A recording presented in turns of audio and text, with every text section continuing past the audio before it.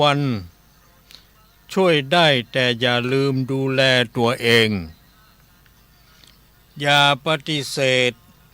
เงินลูกหลานเขาเอาให้ด้วยความรักไม่ใช่บุญคุณอย่าซอกแซกลูกหลานมากเกินไปอย่าละเลยสุขภาพตัวเองแก่แล้วต้องดูแลตัวเองให้ดีอย่าลืมพ่อแม่อย่าไปรังแกคนดีอย่าไปย่ำยีคนรักอย่าไปหักหลังมิตรอย่าไปคิดเนรคุณเจริญสุขเจริญสีเจริญมั่งเจริญมีเจริญในคุณงามความดีของครูบาอาจารย์พระสงฆ์องค์ข้าเจ้าพระภิกษุสามเณรแม่ชีขยมอุบาสกอุบาสิกาผู้ใคร่ในธรรมทั้งหลายทุกคนทุกท่านในเวลาต่อไปนี้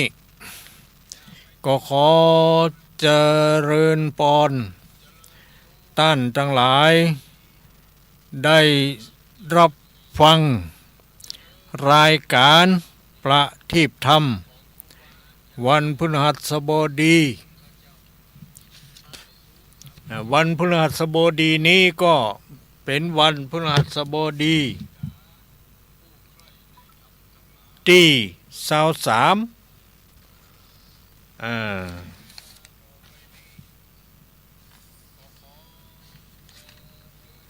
ตุลาคมเนาะ23ตุลาคม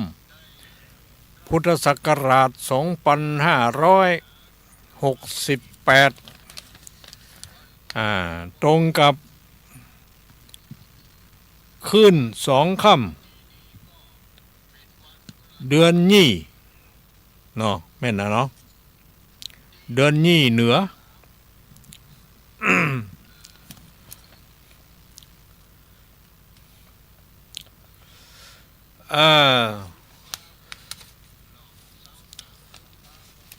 วันนี้ เป็นวันสำคัญอีกวันหนึ่งของทางราชการหรือทางโลกก็ว่าได้เนาะก็คือเป็นวันปิยมหาราชนะวันปิยมหาราชวันปิยมหาราชนั้นมีความสำคัญในการรำลึกถึงพระมหากรุณาธิคุณของพระบาทสมเด็จพระจุลจอมเกล้าเจ้าอยู่หัวซึ่งเป็นวันคล้ายวันสวรรคตของพระองค์ในวันที่23ตุลาคมนี่เนาะของทุกปีนั้นของปีนั้นพระองค์เป็นที่รักยิ่งของประชาชนจึงได้รับสมัญญาว่าปิยมหาราชนี่นะนี่มันสำคัญอย่างนี้ เพราะฉะนั้นทางราชการก็จะมีการถวายบังคมเนาะวางพวงหลีด แต่ว่าบ่มีพิธีทางสงฆ์เนาะ สวรรคตตามภาษาพื้นเมืองบ้านเฮาก็คือเป็นวันสิ้นพระชนม์หรือว่าเสียชีวิตนั่นแหละหรือว่าตายเนาะ ในวันที่23ตุลาคมนะว่าอย่างนั้น เพราะฉะนั้นก็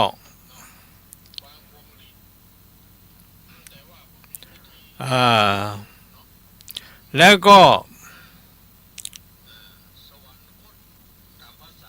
พระจุลจอมเกล้าเจ้าอยู่หัวนี่เป็นองค์ที่เลิกทาสนะสมัยก่อนนี่มันมีทาสลงเช่นอย่างเขาไปยืมสตางค์เปิ้นก็ดีบ่มีไส้แตนเนี่ย ต้องเอาลูกไปเป็นคนใจเป็นขี้ข้า ไปเป็นทาสรับใช้อย่างนี้ แต่พระองค์มาประกาศเลิกทาสเพราะนั้นจึงเป็นวันหยุดของราชการของคนไทยเฮาเพื่อรำลึกถึงพระมหากรุณาธิคุณของพระจุลจอมเกล้าเจ้าอยู่หัวนะ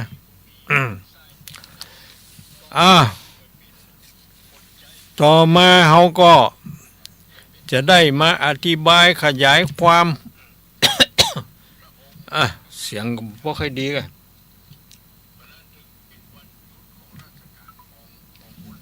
อธิบายขยายความเกี่ยวกับเรื่องคติธรรมเกี่ยวกับเรื่องคติธรรม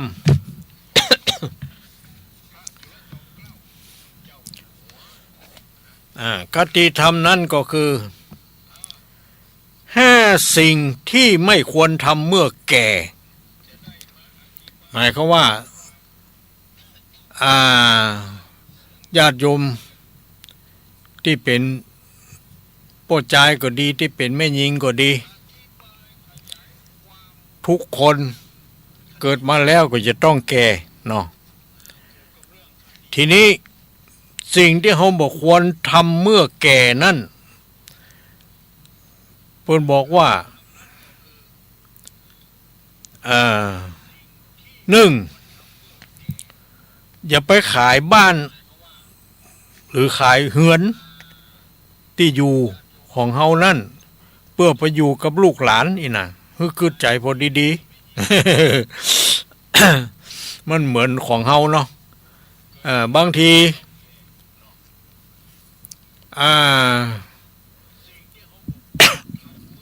อยู่ไปก็แก่เท่านี่บางคนก็ลูกหลานก็บอกว่าจะมาขายให้แม่ขายเหรอแล้วเอาสตางค์มาให้ลูกให้หลานมาแบ่งกันเนี่ยแล้วอีแม่ก็ไปอยู่ใครไปอยู่ด้วยไผก็ไปแล้วแต่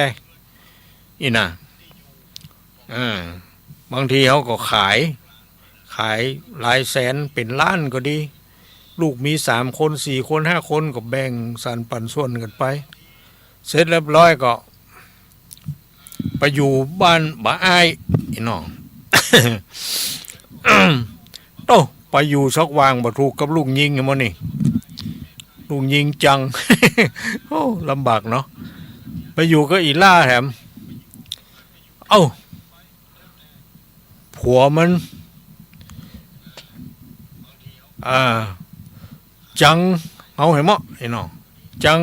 แม่เมียอย่าลำบากยากใจเนอะนะมันมีอยู่หลายคนนะที่เป็นอย่างอี้เพราะฉะนั้นเขาก็ต้องกึดใจไว้ให้ดีๆเนอะก็จะขาย10จะขายก็ต้องทำสัญญาถึงลูกถึงหลานว่าไผจะเลี้ยงกูจะยกอันนี้ฮื้อนั้นฮื้ออีกก่อนเนาะว่าไว้เหี้ยแล้วกูจะขายแล้วก็จะเอามึงหมดแล้วมึงดูแลกูจนกว่ากูตายมึงส่งสการต้านคาบไอ้น้องใครอย่างนี้อันนี้มีปัญหาเป็นปัญหาอย่างนี้มีมาอยู่เนาะเพราะนั้นเพิ่นถึงบอกว่า5สิ่งที่ไม่ควรทำเมื่อแก่1อย่าไปขายบ้านเพื่อไปอยู่กับลูกหลานนี่นะว่าถ้าขายเด้อแต่ถ้าจะขายก็ต้องห้องลูกห้องหลานมาว่าไผจะเลี้ยงกูอีกก่อนทำหนังสือนะทำอะไรอย่างไว้เหรอไปทำบ้านแก่บ้านแคว่นก็ได้เนาะว่าคนเนี้ยจะเลี้ยงดูปู่เสือก็จะได้เอาที่บ้านที่จองโอนให้มันอีนะ ถ้าเกิดมันบ่เลี้ยงบ่ดูเขาอย่างใดก็เขาสามารถเอาคืนได้หรอเอาโอนแล้วเอาคืนได้อยู่เนาะ ไปแจ้งว่าบ่แล้วไอ้เนาะอย่างนี้2อย่าไปเลี้ยงหลานจะไปเลี้ยงหลานนะเลี้ยงลูกยังพอประมาณนะไปบ่มาเลี้ยงหลานแถมเนี่ยปะโตเลี้ยงจนแก่จนเฒ่าแล้วเขาจะได้พักผ่อนเมื่อใดเนาะ จะไปวัดก็บ่ได้ไปจะไปทำบุญห้านนี่ก็บ่ได้ไปเติกหลานเนี่ยพ่อแม่เขาไปทำการทำงานเอาหลานมาฮื้อพอเลี้ยงเห็นเนาะก็ถ้าเขาบ่มีการมีงานอย่างก็ช่วยเขาดูแลพอก้อยก็ดีก็บ่เป็นหยังเนาะแต่ว่าจะไปเลี้ยงทั้งวันก็เกินไปเขาบ่มีเวลาที่จะพักผ่อนต้องบอกให้เขาพ่องถ้าเป็นวันพระวันหยังนี่คือสู่เขาพอก้อยดูแลเนอะกูจะไปวัดอีกเนาะกูจะไปทำบุญต้องอย่างนั้นมาถ้ามาฮือกูพอเด้อ วันพระ หรือถ้ามันใหญ่เล็กได้ก็ดีพอว่าเดินได้ย่างได้อย่างใดบางทีไปวัดก็คงจะเอาหลานไปตัวก็ได้เนาะแต่เวลาเอาหลานไปตัวที่วัดนั่นน่ะอย่าไปใจเอาไปปล่อยปะละเลยปล่อยให้ละอ่อนเล่นวิ่งอยู่ตั้งนอกนะต้องเอาไปเข้าไปในวิหารต้องเอามันไปสอนไหว้พระนบธรรมนี่นะประนมมืออย่างเอากราบลงกราบหนึ่งแบมืออย่างนั้นอย่างนี้เอาหน้าผากจดกับหลังมือแตะกับหนึ่งกับสองกับสามโอ้เก่งยกย่องมันตัวเองแล้วเอาสตางค์คือมันพ่องก็ดีต่อไปมันจะแย่มลงถ้าเขาไปวัดเขามือมันไปมันจะให้เรามันจะลู่ไปตัวเนาะมันเป็นอย่างนี้นะนี่ เพราะนั้นบางคนนี่ก็มัวแต่เลี้ยงหลานเนี่ยพอก้อยหลานอย่างนั้นอย่างนี้ไผ่จี้บางทีก็บ่ได้เป็นอันโกรธอันเกลียดป้องเอาอย่างนั้นอย่างนี้เนาะผลสุดท้ายหลานมันได้ใจนี่มันก็บ่ค่อยฟังกรรมไผ่จะสร้างจะสอนมันบ่ได้บางทีพ่อแม่มันจะสร้างจะสอนบ่ได้ยังบ่ได้มันบ่ฟังละเพราะมันมีอยู่เบื้องหลัง คอยสนับสนุนอย่างน้อยคอยป้องเอาอย่างนี้พ่อแม่จะด่าก็บ่ได้จะเคี่ยนจะตีสั่งสอนเล็กๆน้อยๆก็บ่ได้นี่อย่างนี้ก็บ่ดีนะบางทีมันก็เป็นนิสัยใหญ่หน้ากาบานมันปลดมาขึ้นมานี่มันบอกค่อยฟังไผแล้วนะเพราะมันได้ใจเนาะอย่างเนี้ยมันจะเสียคนน่ะเพราะนั้นต้องเลี้ยงให้ดีเขาจะไปมัวอยู่กับหลานกับอย่างเกินไปเลยลืมดูแลสุขภาพของตัวเองเนี่ยมันก็บ่ดีเนาะบางทีอายุเขาก็จะบ่ยืนจะตายไปเหี่ยก่อนที่หลานมันจะในหน้ากาบานเป็นบ่าวเป็นสาวอย่างน้อเพราะว่ามันไปทุ่มเทคือลูกคือหลานมากจนเกินไปเนาะมันก็บ่ค่อยดีจนบ่มีเวลาที่จะทำคุณงามความดีเนาะมันก็จะเสียเวลานะจะไปที่ไหนก็บ่ได้ไปจะเนี่ยห่วงหลานเลี้ยงหลาน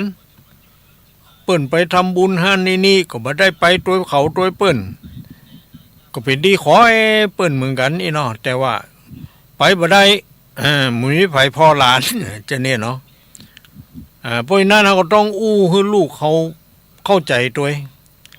บ่ใจว่าอีแม่บ่เคยดูเคยพอเคยกวายเนาะในวันพระก็ดีเวลาไปทำบุญไปหันนี่ก็แม่ก็จะได้ไปพ่องอีกอย่างแควนเนาะ ประการที่3อย่าปฏิเสธเงินทองเวลาลูกหลานเอาฮื้อเพราะว่าเขาฮื้อด้วยความฮักกัวพ่อแม่บ่มีกินมีใจมีหยังแต่สมัยบัดเดี๋ยวนี้ส่วนมากเขาบอกกล้ำได้ฮื้อละไปพอเขายังมาเอากับของของแม่ตัว เพราะว่าแม่มีเงินเดือน แม่มีเบี้ เบี้ยยังชีพอีกอะเดือน770เดือนอายุ80ก็เดือน800เนาะบางทีเพิ่นก็ขึ้นคือตัวเนาะบางครั้งบางทีบาหารด้วยซ้ำนะลูกไปเบิกไปรับแทนมาเอาไปไหนบ่ ฮู้ บ่แบ่งคือพ่อคือแม่บางทีก็มีนะอีแม่บ่ต้องเอาไปกำไปใจเองเลี้ยงเองเอาไว้กับเองนี่อีแม่ก็กินหยังก็บอกอีหรอ บางทีเคยกินเคยนี้แต่อีน้อยซื้อน้ำมาฮื้อแม่กำเนิดแต่งไปแต่งนี้แหละปิกมาบ่มีอีวะ ความจริงก็มีบางทีถ้าโซะแท้ๆมันก็ควรได้จ่ายนั่นแหละนี่มันก็มีหลายประการหลายอย่างนะเนาะเนี่ยเพราะฉะนั้นเขาเอาฮื้อก็เอาพ่องก็เป็นยังถ้าเขาเอาฮื้อด้วยความยินดี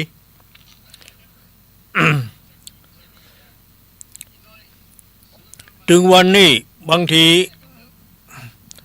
เฮาบ่ได้ขอลูกขอหลานนะเพราะว่าทางราชการรัฐบาลเพิ่นเอาฮื้อเฮาเนาะเฮาก็เก็บไว้ใจไว้ใจแต่บางครั้งบางทีลูกหลานเอาไปมันก็บ่ค่อยถูกต้องนะเนาะหน้าที่จะเอาไว้ให้แม่ได้ทำบุญพ่องได้บริจาคได้ไปวัดไปวาบางทีก็ไปหอมกันเทศกันธรรมเนาะ20 บาท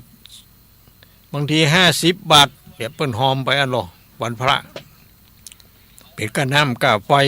อย่างต่างๆเหล่านี้ก็ปล่อยให้เปิ้นได้ทำบุญทำทานทำความดีพ่องเนาะ ประการที่4ก็อย่าไปซอกแซกวอกแวกกับลูกหลานมากจนเกินไปนะบางทีก็อันยังก็เดือดให้ลูกให้หลานอันนั้นอันนี้บ้านจองหอห้องหกเหี้ยก็เดือด แล้วก็ตัวไปเนี่ยตัวจุ่มตัวบางทีก็เนาะมันก็ลูกหลานมันก็ทำการทำงานมาเน็ดเหนื่อยเมื่อยล้าตั้งเตือก็บ่มีเวลาที่ไปกวาดหอกวาดเฮือนซักผ้าซักครัวนี่อย่างต่างๆนี่เนาะบางครั้งบางทีก็แม่เนี่ยได้ก็เนี่ยไปเนาะช่วยเขาเป็นหยังกวาดท่านกวาดนี่ที่เขาทำได้เนี่ยได้ก็เนี่ยไปบางทีก็การซักผ้าซักครัวสมัยบะเดียวมันก็มีเครื่องเนาะมีเครื่องสบายเสียบไฟเห็นยังเนี้ยก็เนี่ยมันถูกต้องด้วยนะดีพอดีไฟจะดูดหัวเหมาะเนาะต้องให้ลูกให้หลานสอนแล้วก็ลองทำพอจำไว้เนาะเนี่ยได้ก็เนี่ยบ่ได้ก็บ่ทันเนี่ยเนาะบอกเขาเหี้ยแม่เนี่ยบ่เป็นอีกกูไฟดูด มันก็ต้องอย่างนั้นเนาะ อันนี้ก็จะไปซอกแซกวอกแวกอันยังกับลูกกับหลานอยู่เกินไปปล่อยเขาพ่องนี่เนาะอันยังก็ด่าอันยังก็บ่นอันยังก็เดือดบางทีเขาก็ใจบ่มากปากบ่ดีทำงานมาอิดเหนื่อยเนาะเมื่อยล้าตากแดดตากอย่างวันค่ำปีกมาบ้านแทนที่จะน่าจื่นใจบานกลับได้ยินอีแม่จม ส่วนเปิ้นส่วนเฮาเนาะฟังเปิ้นว่าเปิ้นจมอย่างต่างๆนี่บางทีเฮาก็บ่ชอบเนาะแต่บางคนก็ดีนะมันตึ้มปากเปิ้นจมเปิ้นว่าก็ปล่อยเปิ้นว่าฟังหูซ้ายออกขวาหรือบางครั้งบางทีเฮาผิดแต่เหมือนกับเปิ้นว่าแต่เฮาก็ปรับปรุงแก้ไขตัวเองเนาะมันก็จบตอนน่ะเนาะบ่ต้องไปซีเรียสบ่ต้องไปอย่างมันมากนักนะมันจะได้สบายใจประการที่5เป็นคนแก่คนเฒ่าแล้วจะไปละเลยสุขภาพของตัวเองแก่แล้วต้องดูแลตัวเองพ่องจะไปมัวแต่ให้ลูกให้หลานมาดูแลเนาะเฮาดูแลตัวเองได้ก็ดูแล ก็เรียกว่ามันแกว่งแขนพ่องมันออกกำลังพ่องยกแข้งยกขาแกว่งแขนพ่องบิดซ้ายบิดขวาพ่องอากะเนาะเดี๋ยวจะได้นะเพื่อรักษาสุขภาพของตัวเองให้มันแข็งแรงเนาะให้มันไปจากโรคหน่อย อย่างตุลุงถึงวันเนี่ยที่ว่าเป็นอย่างที่ว่าเนื้อกล้ามอ่อนแรงอย่างนี้นะบัดเดียวมันดีขึ้นจัดนักเพราะว่าเขาแกว่งแขนโทษลูกมาว่าเจ้าเขาเดินแวดวิหาร3 รอบ5 รอบขณะที่เดินก็ภาวนาไปโดยนะว่าอิติปิโสภะคะวะอะระหังสัมมาสัมพุทโธ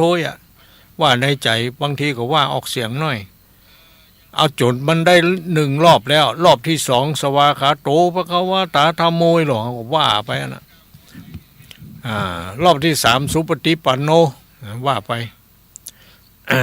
วันใดฝนตกเขาก็หยุดยั้งเหี่ยกลัวไปพเลิด กลัวไปล้มซ้ำจะไปใหญ่เนาะถ้าล้มนะเดินทีแรกก็ประเซ็งอยู่พ่องแต่ประเดี๋ยวนี้เดินดีขึ้นมาพ่องนะเดินดีบอกให้ประเซ็งละไม้ก็บอกเอาแล้วนะประเดี๋ยวนะไม้เตาก็บอกเอาละก่อนเขาจะเดินเขาก็ลุกยืนเหตุกรรมก่อนจะไปลุกเวยจะไปลูกก็เดินบัดใจอย่างนั้นเนาะก้อยใจสติปัญญาจะไปหุ่นหันพันแล่นนี่กะก็ดีขึ้นมานะดีขึ้นมาจะนักแต่ที่มันยังมาหายเรื่องนี้ก็คือนิ้วมือชาเนี่ยนี่บอกหูมันเป็นชาเป็นอย่างจะได้อันนี้ยังจะไปฟังผลการเอ็กซเรย์อย่างต่างๆวันที่27เนี่ยที่โรงพยาบาลสวนดอกเชียงใหม่วันนั้นก็ไปสแกนเสี่ยงไป20,000 ปลาย มาจ้างยังไงเพื่อสุขภาพเนาะมันเป็นโรงพยาบาลเอกชนเนาะมันไม่ใช่ของรัฐบาลมันต้องเสี่ยงสตางค์เนาะก็เป็นยังตายแล้วก็มันจะได้เอาไปตัว เนาะบาทก็ไม่ได้ขนาดเขาใส่ถุงเสื้อถุงหยางเหือสุดท้ายเขาก็จกออกไปไว้เหรอ เขาไม่ใช่ฮื้อไปเอาไปเผาหรอกเนาะอันนี้ก็เป็นเรื่องของคนแก่ที่ว่า5 สิ่งที่ไม่ควรทำเมื่อแก่ 1. อย่าไปขายบ้านเพื่อไปอยู่กับลูกหลาน 2. อย่าไปเลี้ยงหลานทั้งวันจนลืมดูแลตัวเองนี่นะจนบ่มีเวลาได้ไปทำบุญสุนทานทำความดี 3. อย่าปฏิเสธลูกหลานเวลาลูกหลานเอาอย่างฮื้อก็รับด้วยดีจะไปคิดว่ามันบ่ดีบ่ล้ำอย่างนี้บ่ท่าว่าเนาะกำเดียวจะเข้าอันตำราคนเฒ่าป่าปิ้งที่เพลงอย่างเพลงปู่ใจกับเพลงของปู่แซม แซมซูซ่าอย่างนั้นเนาะนั่นมันจะเข้าลักษณะอย่างนั้นนะเนาะ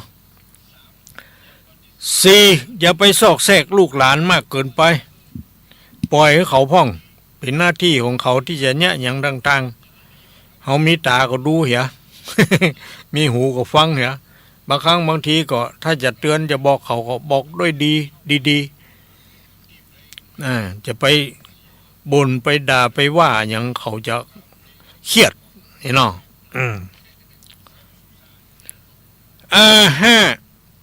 อย่าละเลยสุขภาพของตัวเองจนมัว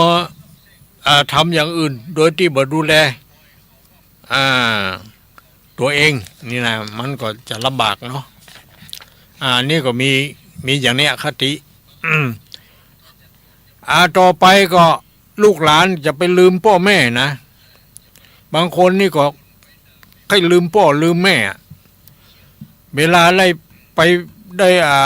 เวลาได้ผัวได้เมียแล้วไปอยู่ลงเฮือนลงบ้านไปแปลงบ้านแปลงจองอยู่แหมติ้งเนี่ย เอาตึงผมมาเยี่ยมมาใจตึงมาหามาสู่แม่ป่อสักเทื่ออีน้ออันนี้เรียกว่าเฮาไปลืมเปิ้นบ่ดีนะลูกหลานคนใดลืมพ่อลืมแม่นี่บ่เจริญนะเนาะ อันนี้อย่าไปลืมเปิ้นเนอะมันไปเยี่ยมไปใจเปิ้นพ่องคือกำลังใจเปิ้นหยังเปิ้นนะลูกหลานแล้วก็ข้อที่สองก็อย่าไปรังแกคนดีคนดีเนี่ยเขาจะไปรังแกก็ด้วยกันอันอย่างไปขำเปิ้นกาไปอย่างเปิ้นไปว่าอย่างฮือเปิ้นกาเนี่ยไปเล่าขวัญเปิ้นกาหมูเนี่ย เปิ้นเป็นคนดีทำดีเฮาอิจฉาเปิ้นนี่มันก็บ่ดีเนาะไปทำลายเปิ้นไปอย่างเปิ้นคนดีไปรังแกเขาสามอย่าไปย่ำยีคนฮักคนฮักเฮาจะไปย่ำไปยีจะไปดูถูกดูแคลนเวลาโกรธเครียดอย่างขึ้นมาก็จะไปด่าพ่อล่อแม่ บางทีว่าเผียวตะขุนเปิ้นผู้เนี่ยมันก็บ่ถูกต้องเนาะบ่ดีเนาะเปิ้นบ่เกี่ยวข้องอย่างซึ่งยังพ่อแม่เปิ้นก็บ่ฮู้เรื่องฮู้ราวอย่างเงี้ยตัวสองคนผิดกันนะแล้วไปด่าว่าไปถึงพ่อถึงแม่มันเป็นนิสัยนะมันบ่ค่อยดีนะอย่านะอย่าไปว่าอย่าไปกล่าวอย่าไปทำห้าอย่าไปหักหลังมิตรนี่หักหลังเพื่อน บ่ใจว่าเกาะไหลมาแล้วเอาอันเข่านี่หลังแล้วก็หักหลังอันบ่ใจนะคำว่าหักหลังในที่นี้หมายความว่า บ่ซื่อสัตย์ต่อเพื่อนฝูงกล้าขายด้วยกันก็มีการโกดการโกงเนี่ยอย่างเนี้ยเพิ่นเรียกว่าหักหลังเนาะ ทำความดีด้วยกันแต่ไปค้าขายไปอย่างด้วยกันนะ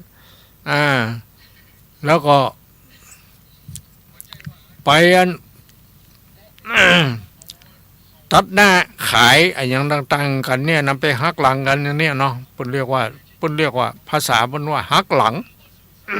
ความจริงเหมือนจะไปหักหลังอันเอวอย่างกระดูกสันหลังหักอย่างนั้นใจ มันต้องเข้าใจว่าการหักหลังมันคือการใจคารมคมคายการใจเล่ห์เหลี่ยมเพทุบายบ่ซื่อสัตย์ต่อกันนั่นแหละนะประการที่ห้าก็ประการที่สี่ก็อย่าไปเนรคุณประการที่ห้ากันเนาะอย่าไปเนรคุณคนเขานี่มันมีบุญคุณต่อกันเนี่ยเขาต้องสำนึกต้องรู้ว่าไผได้ช่วยเหลืออย่างเขามาเมื่อใดอย่างใดเขาก็ต้องหาเวลา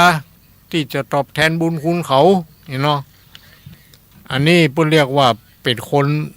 ดีมีความกตัญญูรู้คุณกตวิธีทำตอบแทนนี่เนาะเขาบ่ได้เลยรู้คุณเขานะอย่างนี้ เอาจบวันนี้ต่อไปก็เล่านิทาน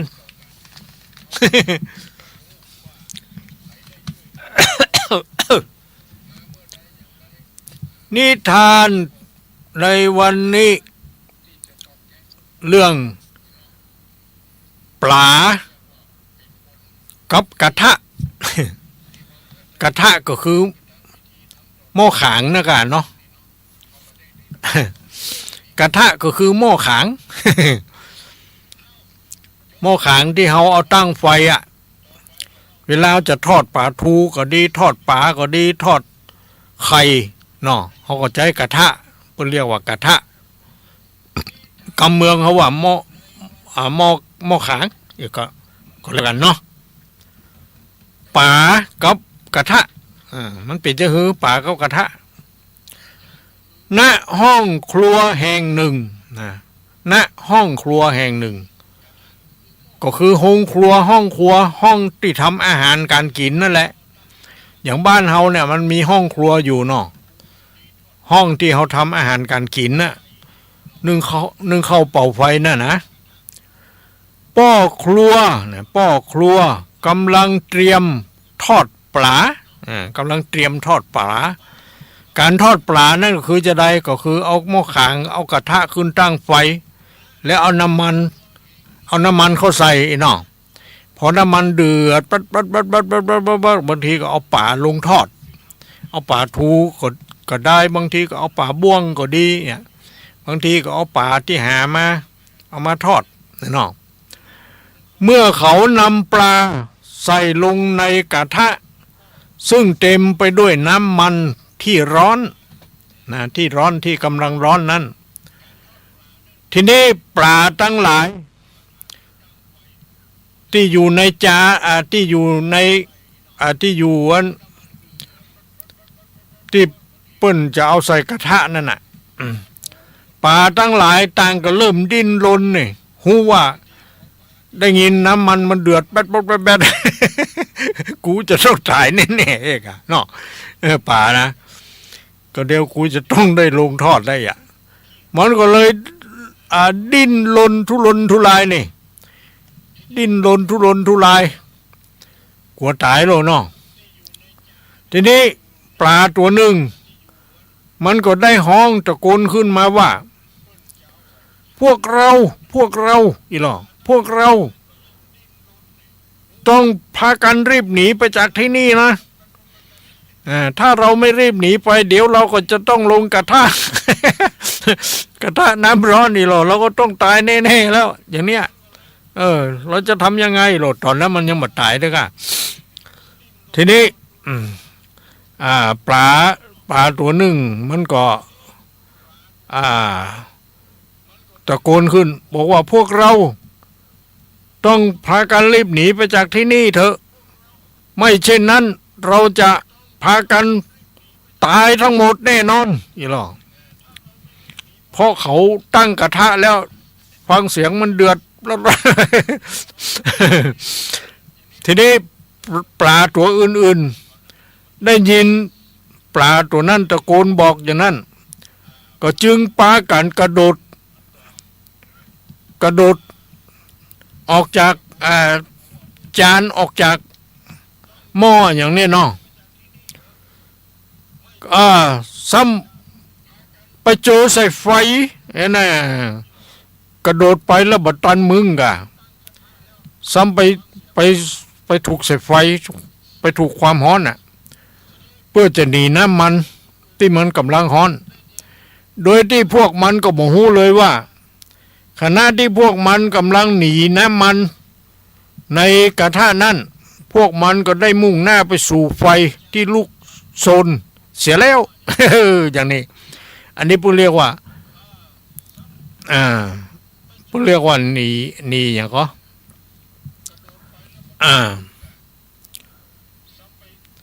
หนีเสือปะจระเข้อีกกันเนาะ หนีเสือจากป่าโดดลงน้ำซ้ำไปปะจระเข้อีกอะอย่างเนี้ยเรื่องนี้ก็สอนให้เฮาฮู้ว่าการแก้ไขปัญหาด้วยอารมณ์วู่วามนะอารมณ์วู่วามก็คืออย่างป่าเนี่ยอารมณ์วู่วามอาจทำให้ปัญหานั้นเลวร้ายยิ่งขึ้นนะเพราะฉะนั้นถ้าเขาเจอปัญหาอย่างใดเขาจะไปวู่วามต้องใจความคิดใจสติปัญญาให้ดีให้รอบคอบจะไปฟังนับได้นับนี่วู่วามอันนี้เพื่อเรียกว่าวู่วามคนเขาทำอย่างต่างๆบางทีก็วู่วามนั่นแหละบางทีทำอยากจะให้มันเสร็จเว้ยพ่องอยากจะให้มันไวบันดีผลสุดท้ายก็คือเสียบดีสักคำอย่างเนี้ยก็คือแทนที่เขาจะได้แก้ปัญหาที่มันเกิดขึ้นนั่นซ้ำไปเจอปัญหาที่เลวร้ายกว่าเดิมยิ่งขึ้นอย่างนี้เพราะนั้นเวลาเขาจะทำจะคิดอย่างนั้นต้องคิดต้องดูให้รอบคอบเห็นหรอคิดแล้วคิดแถมอย่างไรเนี่ยจะไปใจด่วนใจฮ้อนนะคติธรรมเรื่องนี้มันก็เป็นอย่างเนี้ยหรือว่านิทานเรื่องนี้ปลากับกระทะ ก็จบลงเพียงเท่านี้ เอวังก็มีด้วยประการฉนี เอ้าก่อนที่เขาจะได้เทศธรรมนี่ ก็จะได้ จะได้อะไรอย่างนั้น อ๋อจะได้ประกาศเกี่ยวกับงานบุญงานกุศลต่างๆระยะนี้ฤดูนี้ออกพรรษามานี่มันเป็นการเวลาแห่งการทอดกฐินอีกแล้วเนาะก็บางทีก็ทอดกันไปหลายวัดแล้วนะบางวัดก็กำลังจะเตรียมงานอยู่เนาะของวัดห้างต่ำจะมีขึ้นในวันอาทิตย์ที่2 พฤศจิกายนนะดูเหมือนเดือนนี้ขึ้น12 ค่ำกันเนาะวันอาทิตย์เป็นวันทอดกฐินเจ้าภาพที่เป็นประธานเก้ากฐินก็คือแม่เสงี่ยมปทุมไทยเนาะก็คือเป็นคนบ้านห้างต่ำเขาเนี้ยแต่ไปอยู่กับลูกที่เชียงใหม่เนาะลูกปืนก็ได้ดิบได้ดี ก็มีเงินมีทองนี่ก็นึกถึงบ้านจองเก่าหลังที่เคยได้ทำบุญสุนทานแต่เปิ้นก็ทำหลายที่นะไม่ใช่ทำกับวัดทางต่ำนะที่จังใหม่เปิ้นก็ทำแล้วมีแถมหลายวัดที่เปิ้นทำเนาะอันนี้ก็เป็นเวลาโอกาสหน้าบุญของเปิ้น นี่ก็มีแม่เสงี่ยมปทุมไทยเป็นประธานกฐินแล้วก็คุณวิไลวันคิงนะพร้อมด้วยญาติพี่น้องเนาะ แล้วก็มีคนที่เข้าร่วมโดยการจะมาห้อมมาอย่างก็มีเรืออากาศเอกหญิงพนวดีอาหารเนาะกองบิน41นี่ก็เพิ่นก็เอาซองไปซาวซองอย่างพวกเนี้ยแล้วก็มีนายศักดานางอมรติเหมยเนาะอยู่ที่ลำปางซึ่งเป็นน้องสาวของตุลุงนี่แหละก็เอาซองไปอยู่25 ซองเอาไปแจกเพื่อนแจกผงมาร่วมสมทบว่าอย่างนั้นอันนี้ก็ต้องขออนุโมทนาแล้วก็มีนางสาววรรลิกาสุรสุขภูมิเนี่ยคุณกิตติทัศน์แซ่เฮงอันนี้ก็ลูกหลานบ้านเฮานี่แหละก็จะเอาไปเปื้อนพุงยังช่วยกันสักเล็กสักน้อยอย่ามาร่วมสมทบว่าอย่างนั้นเนาะเพราะนั้นญาติโยมมีเวลาโอกาสก็เจริญพรมาร่วมได้เนาะในวันอาทิตย์ที่2 พฤศจิกายนนี่นะพศ2568เวลา 10:00 นนะทำพิธีทอดเพราะว่าเพิ่นจะเลี้ยงเพลด้วยถวายเพลด้วยนะเวลา 10 โมงจะเริ่มพิธีไหว้พระสมทานศีลแล้วก็ทอดกฐินถวายกฐินนะ แล้วก็จะมีทายทานของหมู่บ้านหมู่ที่3หมู่ที่11หมู่ที่12เนี่ยเพิ่นก็จะเอามาร่วมเป็นกฐินต้อนรับของศรัทธาวัดทางต่ำนี่แหละ เนาะปีนี้วัดทางต่ำมีการทอดกฐินนะงานอย่างอื่นก็บ่มีอันนี้ก็ขอเชิญชวนเจริญพรเนอะญาติโยมที่มีเวลาโอกาสเนาะเชิญมาร่วมได้ยังได้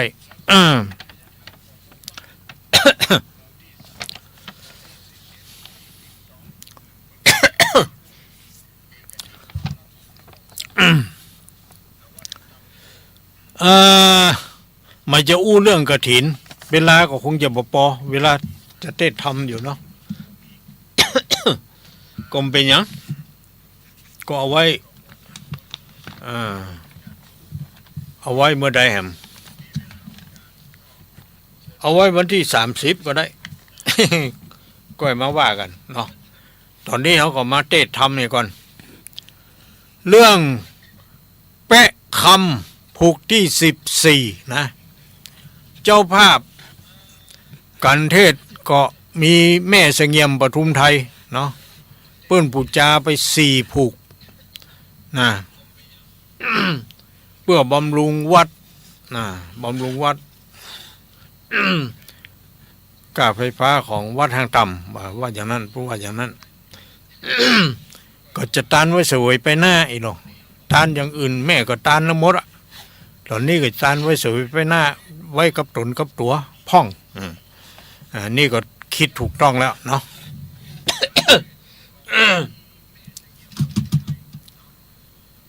เอาเกียมตัวเนอะใครจะฟังเทศฟังธรรม เขาคงจะไหว้พระให้ก่อนก็ดีเนาะก็ว่าด้วยกันไปเนอะนะโมตัสสะภะคะวะโตอะระหะโตสัมมาสัมพุทธัสสะนะโมตัสสะภะคะวะโตอะระหะโตสัมมาสัมพุทธัสสะนะโมตัสสะภะคะวะโตอะระหะโตสัมมาสัมพุทธัสสะอะระหังสัมมาสัมพุทโธภะคะวาพุทธังภะคะวันตังอภิวาเทมิสวากขาโตภะคะวตาธัมโมธัมมังนัมมัสสามิสุปฏิปันโนภะคะวะโตสาวกสังโฆสังฆังนามามิ ศีลมีเหมือนกันทุกคนละเนาะตั้งเจตนางดเว้นกับเรียกว่าเขาเป็นผู้มีศีลละ ไม่จำเป็นต้องมาทบทวนแหมก็ได้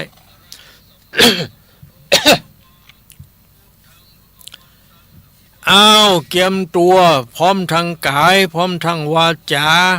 พร้อมทางใจพร้อมทางหูพร้อมที่จะสดับรับฟังทำแปะคำผูกที่14ณบัดนี้ นะโมตัสสะภะคะวะโตอะระหะโตสัมมาสัมพุทธัสสะสัพเพเตอเนกสหัสสะพยัคฆาอาคันตวานาภาลาโยเทกะเหตวาติสาธาโวดุลาสัพพุริสาตั้งหลายตั้งยิ่งใจหน่อยใหญ่ผู้มากไฟตั้งบุญอันจักหนุนทรงอยู่หือได้อยู่เจยบานจริงได้หือตานเขาน้ำประตูพร่ำตำมีศีลดวงดี58ได้กดแขดกับโตนตัดกังบนเป็นเตื้อใจไฟเอื้อภาวนาจริงปากันมามวลหมู่พร้อมหน้าอยู่ฟังธรรมจุงดาจำติดต่อตามบาทคอบาลีว่าสาเปเตพยัคฆาดังนี้เป็นต้นบัดนี้แดดเตอสเปเตพยัคฆาอันว่าเสือดงนาลาหลากหลายนับแต่หักหลายปานกันละปากันมารอดถึงที่จดโยธาก็ยอบกาญาเข้าไกลมีเป๋าเปิบใส่สะสูนคบหลีปนหัดหาวแห่งต้านเต้าจำปาคบแข้งขาว่าก้าเอาแข้งลากกานำไปพ้องใส่ไหลพดออกมาไปนอกเป็นสายพ้อง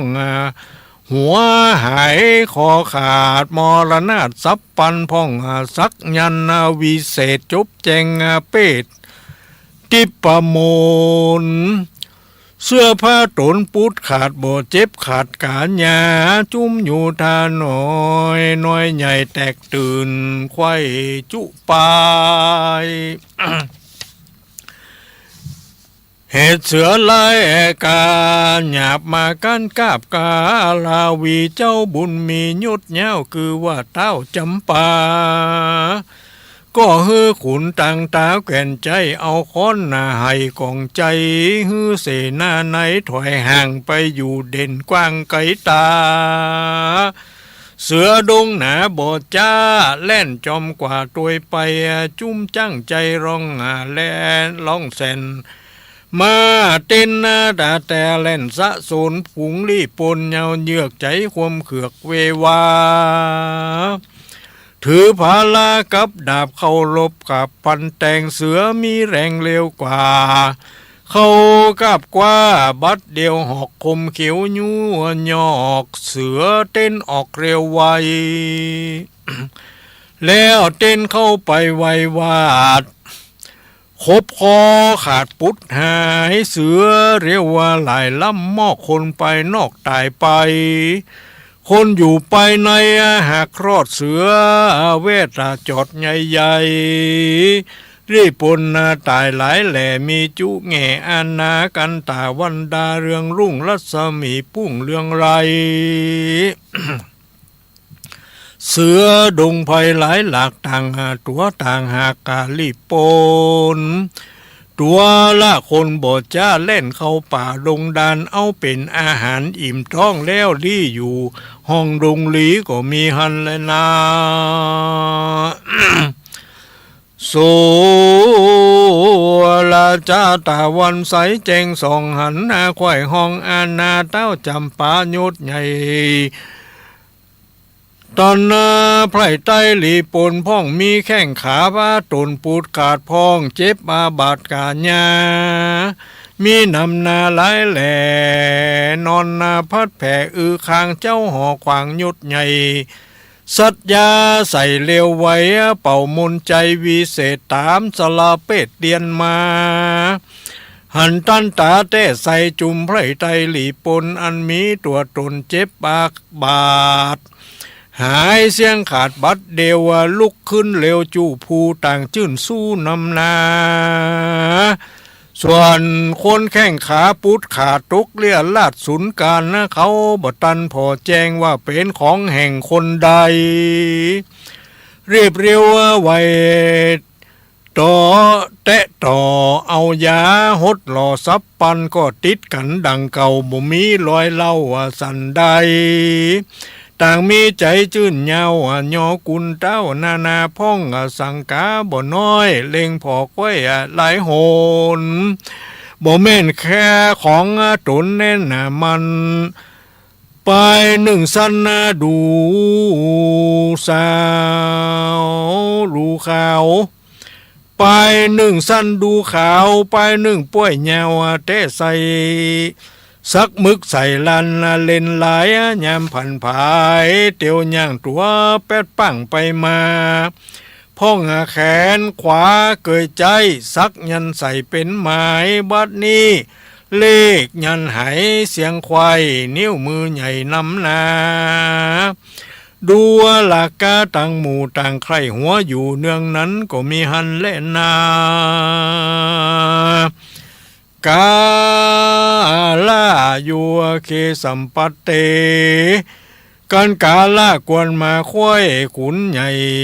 ขุนยศใหญ่เสนาบดีแห่งเต้าภูมิหนุ่มเนานอพระเจ้าตาลงยันก็ยกหลีปนยันมวลมากออกไปจากเวียงใจ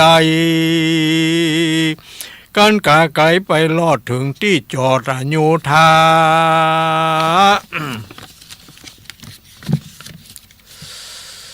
แห่งเต้าจำปาอาจกาบ่ได้จ้าสับพันก็เข้าพันโลภาพเกณฑ์ขนาบพาจุนจุมหลีปนสองฝ่ายต่างป้ายถอยหนีต่างจึงดีองค์อาจต่างฉลาดเร็วไว้เสนาในหมู่จ้างเข้างัดง่างต่อโจรจุมลีปนหมู่ม้าก็อาจกลาซับเซวหอกคมเขียวพุ่งใส่เงาดับใส่ซับปานเขากวนกันตั้งหมู่ปอบ่หูเป็นไผปะที่ไหนก็ฟันกันหัน พ้องลอดดันพระหนีพ้องอาบยาดีวิเศษพ้องใจเวทนามุญญาณต้านแต่งฟันลืมเล่าบ่หอนเข้ากะญาพ้องมอละนาความนาเนื้อฝุ่นหญ้าดินทรายต่างฝ่ายต่างหลายแหล่เลือดนองแผ่ดินดานลบเมินนั้นบ่พรต่างอิดอ่อนรวยแรงถึงตาวันแดงคำลาดารับป่าดงลีเสนาบดียศใหญ่ก็เรียกไพร่ไตเมืองโตนรีบถอยโหนขึ้นสู่ยังที่อยู่ไปในส่วนเต้าจมไตมหิทธิราชผู้ห้าวหาทารนก็นำริปนน้อยใหญ่ออกแลนไล่จอมมาหลังเสียงอึ้งอังโห่ร้อนสนั่นก้องอาณาการว่ามาล่อละไกลก็เข้าบ่ได้ดังไม้จริงฮือรีปนหลายมวลหมู่ย่างจอดอยู่เศร้าแรงนอกกำแพงเมืองใหญ่บ่ฮือใดลาสาฮือเสนาหนุ่มเท่าเปลี่ยนกันเข้าเศร้านอนเยี่ยวเสือดงดอนตัวหยาบจักมาก้าป่าไปอยู่ทาไหนใหญ่น้อยต่างอ่อนม้อยน้อยเหลือลายพ้องก็กลัวตายความนาย้อนเสือกล้าดงดอนเล่นเข้านอนกลางหมู่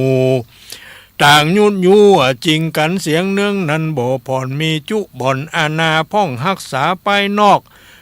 มือถือหอกปืนไฟตั้งธนูใจนาไม้ปืนปิดใส่ยายามพ้องอยู่ประจำกองใหญ่ดาติใส่สัญญาพ้องนำพ้องนำน้ำหนากิ่งไม้มาเวทไว้จูปลายบ่เมินลายสักกาดจูผู้หากรวยแรงแม่นใจแข็งตัวอ่อนย้อนบ่ได้ยั่งย่อนตึงวันยังบ่ตันจักได้หันเสือใหญ่ดงดานก็ต้อตาตนนอนอยู่จูผู้รับมู่อยู่คู่คนก็มีหันแล่นา ก็มันนี่ยายมาควายพญาเสือใหญ่ดงดานก็ปาปริวานหลายหลากออกมาจากดงตาลการป่ากันมารอดถึงที่จอดโยธาบ่รอลาเนิ่นจ้าเข้ากับกว่าพระโจรคบลิปนมวลหมู่อันลับอยู่เหมือนขอนพ้องก่อนนอนกั้งใกล้พ้องงอหูคิงได้เร็วไวรีบตีกองใจเป่าร้องดังกว่าห้องอาณา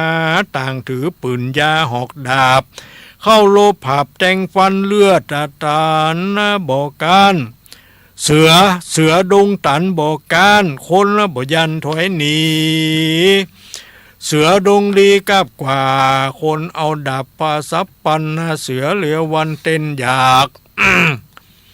เต้นออกคนพุ่งออกตัวไปเสือหลบไปไวบ่จ้าเข้ากับว่าคบคอโคนึ่งหยอดับฟาดตัวเสือขาดวำวายเสือก็ตายบ่น้อยคนกัดก้อยมอระนามากนำนาลายแหล่มีจูงเงสถานเต้าผู้บานมหิทธิราชผู้ห้าวหาดทารนก็เฮือรีปนมวลหมู่ออกไปตั้งอยู่แดนไกลเสือดงไพรกาหยาบไล่กันเกือกาบรีปนหนาตัวละคนบ่จ้าแล้วแล่นกว่าป่าแล้วแล่นเข้าป่าดงตันย้ำตาวันดารุ่งรัศมีปุ่งเดืองไหลก็มีหันแล่นนากันตาวันใส่แจงส่องหันไข่ห้องทอละนีเสนาบดียศใหญ่แห่งเต้าหนอพระตีไว้ตะลงยานก็นำลีปนหันไหลหลากออกไปจากเวียงใจลีปนไหลลาดบ่รู้ขาดเป็นสาย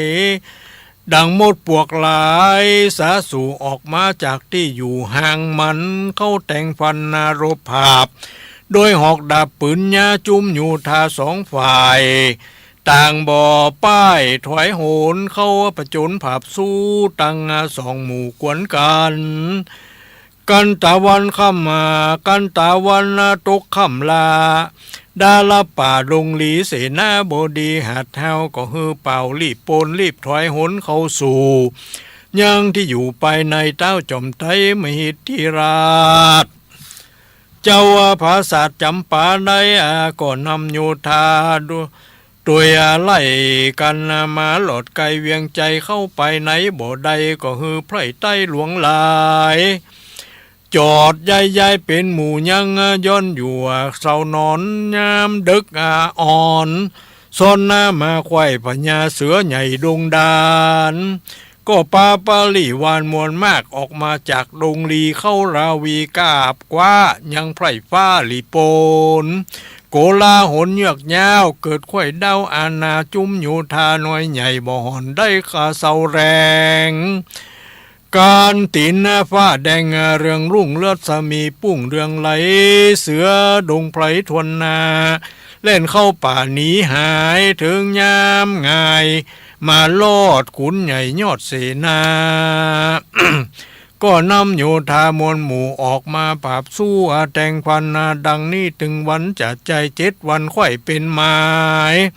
ต่างฝ่ายตายหลายแหล่มีจูเง่อานาก็มีหันแลนา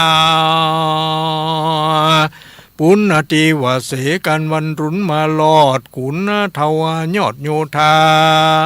แห่งพระญามีทีราชก็โอกาสตุนสารว่าข้าแด่พระผู้บานยศใหญ่อันว่าไพร่ไต้เราลาบ่ได้เสาสายังจอดต่างหิวหอดรวยแรงลบบ่แข็งแรงอ่อนบ่เหมือนก่อนวันอ่อนกลางคืนนอนบ่ได้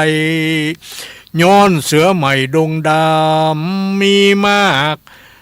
นำกล้าหยาบมากันกาบพาโจรจุ้มรีปนใหญ่น้อยได้กาดใกล้วำวายลางพ่องหายพรักหน้าย้อนเสือกาบกว่าปาไปถึงตาวันใสมารอดก็บ่ได้จอดเสาแรงย้อนขุนใจแข็งหาวหาดแห่งเต้าทีราชพันธุมติราชายกรีปนมาทวนนาเข้าต่อต้าราวีรีปนเฮามีหลายหลากจูผู้หักอาสาเต้ามีกาญาอิดอ่อนย้อนบ่ได้ยั่งย่อนเศร้านอนมือสองขอนถือดาบเขาลบกับแต่งฟันพ่องบ่ตันจักใดกินเสียงกินเลี้ยงไส้อันใดเต้าอดใจผับสู้บ่หอนในหูถอยโหนจุ่มรีปนบ่น้อยจิงกาดก้อยวำวายพ่องนั่นตายความนาบ่ใดบ่ใจต้านข้าฟันแตงย้อนโดยแรงหลายแหล่จิงเต้าแผ่เมื่อมอนขอพระผู้ดอนยศใหญ่จุงกึดไข่ขานิ่งไหนกันเฮาอยู่ไปเนิ่นจ้าจุมมาพวกกล้าโยธามีนำนาโกตาล้านอันบ่ฮู้การถอยนีจักอาตายเป็นผีหลายหลากกำลังแข็งมากอัดกลาอัดต่อต้าพระจุนก้อยยกหลีปุนใหญ่น้อยหายอ่อนม้อยมีแรงกำลังแข็งอัดกลาอัดต่อต้าพระจุนก้อยยกหลีปุนมาใหม่เฮาเตียงผับได้บ่สงสัยการขุนเตรียมใจยุดใหญ่กล่าวเสียงข่อยสุดกรรมเจ้าหอคำมาหิทธิราชก็โอกาสกำไปว่ากำต้านไขกล่าวจีหากแม่นตีตามหลายเฮานี่หมายใครได้ยังภาษาตาใหญ่ใส่คำขาจีงยกโยธาหลายหลากออกมาจากเมืองเฮากันผับเอาบ่ได้ยังภาษาใหญ่ใสสีป้อยจักถอยหนีขึ้นสู่ยังที่อยู่เมืองโตนจุ่มหมู่คนตัวดาวย่อมจะกล่าวนินตาว่าเฮานี่นาคียานใจสะต้านขัวตายเฮาเตียงอายพึดนาแก่ไพร่ฟ้าปัจจาตั้งพญาน้อยใหญ่อันเคยอยู่ใต้สมปานจักมานาหารหลายหลากเอาตนจากเสียไกลตั้งสวยไรหลายสิ่งของเก่ายิ่งนาบ่นำมายื่นตอนเหมือนเมื่อก่อนเดิมอ่อนเฮาอาวรแก่ตุกลามแผ่หอละไทย กันจักอยู่ไปเนิ่นจ้าจุมไพร่ฟ้าโยธาบ่ได้เศร้าซายังย้อนต่างอิดอ่อนเหลือหลายเตี้ยงจักตายบ่ข้างดังกำมาต้านอังไขปันการเจ้าหอจันมหิทธิราช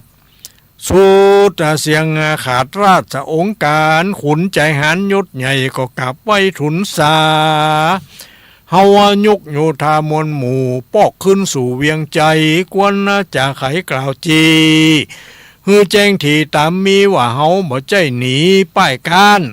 เลือสตานขัวตายเหตุรีบปนหลายอิดอ่อนจริงยังหย่อนเป็นโหนจักมาผจญแถมใหม่ผ่าป่าฮือได้ดังหมายคนต่างหลายได้หูบ่อาจอู้นินตาแหละนาเอวังบุเตกันนะขุนเสนายศใหญ่เก่าเชียงควายสุดไป เจ้าผีพามีที่ลาดขานิ่งขวาดหันตันก็รีบเร็วปันรีบหาวฮือร้องเป่าโยธาวัดนี้นะเจ้าฟ้าจักไหวหน้าเมืองฮือโยธาเรื่องน้อยใหญ่ดาป้อมค่อยเร็วไวโยธาในน้อยใหญ่หูแจ้งค่อยสัญญาต่างก็โสมนัสสาจื่นยาวโหร้องเศร้าเนืองนั้นพ่องมีมือถือผันไม้เต้าพ่องตัวเปล่าได้หอกดาบหายหักขาดพ่องเจ็บอาบาดกาญาป้ากันมามวลหมู่พร้อมหน้าอยู่ตามกรรมเต้าอาธรรมหิทธิราชผู้ห้าวหาดฮึกหานก็ขี่จ้างสารตัวกลาออกก่อนหน้านำตางลัดดงขวางป่าเศร้าตามตั้งเก่ายามมารีบไกลกลาด่วนหาวลัดดานเต้าดงตันหลายคืนวันจริงลอดเมืองแก้วยอดจำปาหน้าก่อนก็มีอนันนาและนามาทูมาตินากาลาวาสีโนส่วนเจ้าเมืองพันธุมาติปุรามีเสนา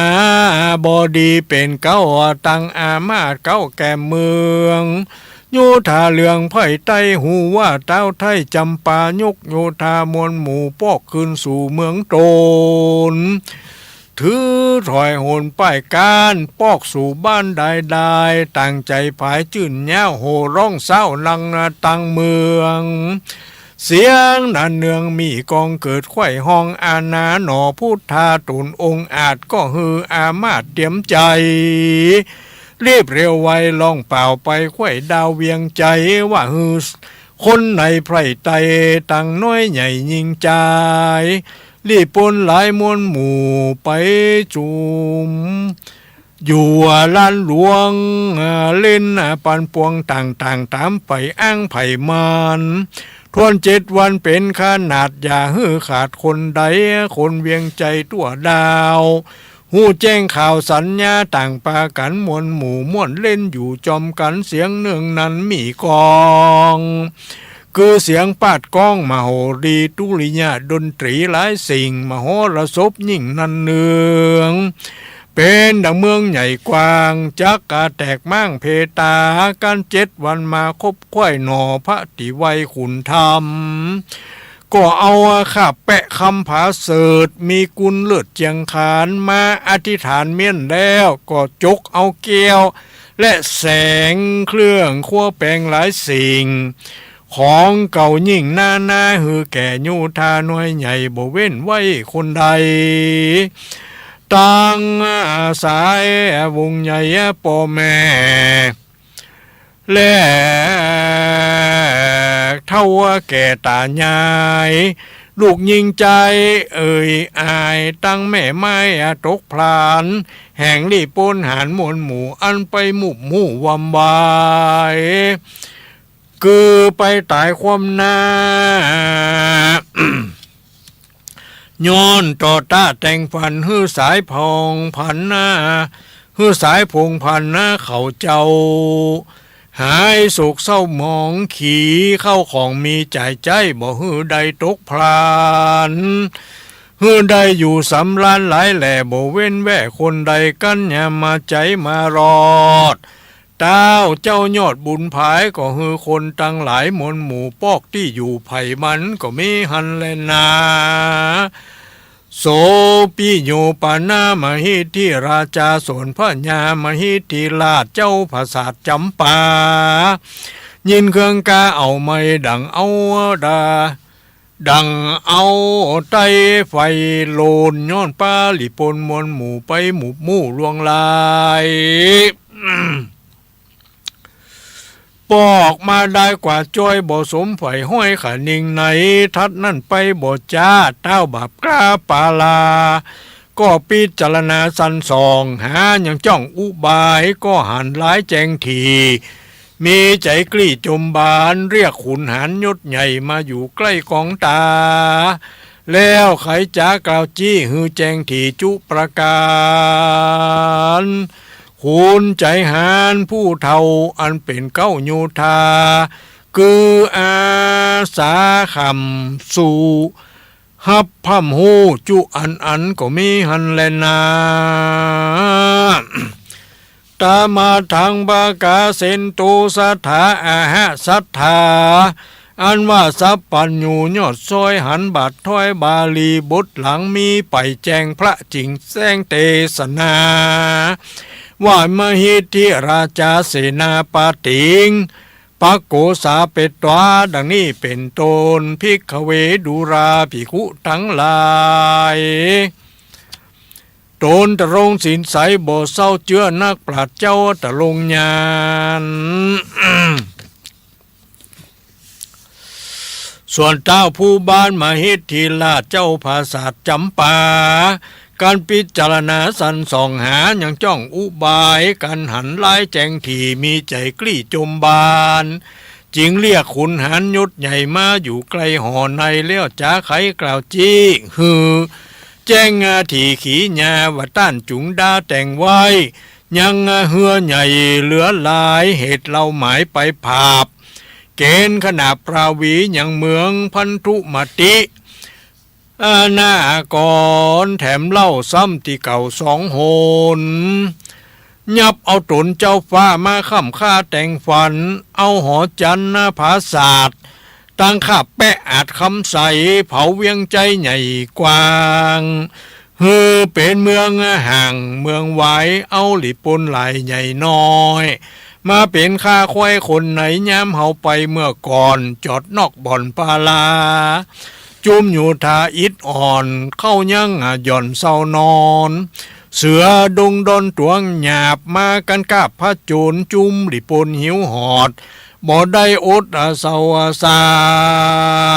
พ้องมรณาหมุบมูย้อมผาบสู้ยามวันพ้องดับขันมวยมั่งย้อนเสือปะกว้างดงลียามรายตีมืดค่ำมีพ่อมเหลือหลายพ้องก็หายบ่หันซากย้อนเสือลากไปกินเฮามาอาจินสันสองจริงหันจ้องอุบายว่าเฮาตั้งหลายไปภาพโลภขนาบแต่งฟันถึงตาวันคำลาลงลับป่าไพโซนกล้วยถอยหนตั้งหมู่ไปจอดอยู่ในเหือแม่นมีเสือหลายหลากแม่น้ำหากสุดตาเสือดงหนาน้อยใหญ่เตี้ยงเข้ามาบ่ได้ดีหลีรีปนมีมวลหมู่จักได้จอดอยู่เย็นใจต้านจุงเลี้ยวไว้ดาไว้ยังเหือใหญ่โปปันกันเจ้าหอจันทีราชสุดเสียงขาดราชองค์การขุนใจหันยศใหญ่ข้าเด้งไข่หันตันก็รีบปันบ่จ้าฮือไพร่ฟ้าโยธาสร้างนาวารีบห้าวตามอัจญาเต้าปุงปันพ่องเข้าดงตันเถื่อนทองตัดไม่ล่องลงมาพ่องก็ดาท่าถากตามเก้ารากปินเตาพ่องเลือพ่องเลยเอาแปนพ่องเลยเอาเป็นแปนตามต้นแก่นจุบทอง ต่างติปองอาเร่งสร้างบ่เว้นว่างขึ้นไว้วันพ้องทำกันซะสาวว่าเต้าผับเต้าปาลาฮือแปลงนาวาเฮือใหญ่มีจ้องใจสั่งจาหรือจักยกโยดหรือจักยกโยธาไปปราบลบขนาบเมืองใดบ่มีไผสักผู้จักได้หู้สัจจังพ้องก็ได้ฟังบ่ทีก็กล่าวจี้ยาวไปว่าเจ้าห่อใจหยุดใหญ่จักฮือไผ่ไต้ปาจาตั้งอยู่ทาใหญ่น้อยได้จื่นจ้อยเจยบานไปสำดันยังหย่อนเลนกลางบ่อนสากรพ้องว่าพระผู้ทนเจ้าฟ้าจักฮือไปก้าเมืองไกลตามเมียงใจน้อยใหญ่อันอยู่ไกลกงกาเขาต่างดาริ่งสร้างย่างเหือใหญ่กวางเจียงคานบ่ปอนหันสักกากปีหนึ่งหากเป็นไม้เหือหลวงลายน้อยใหญ่จริงเมียนไข่ดีลีเสนาบดีผู้เท่าอันเป็นเก้าโยธาก็ไปทุนสากลับไปบอกเต้าไทยตามมีก็มีวันนั้นแหละนาบัดนี้นาหมายมี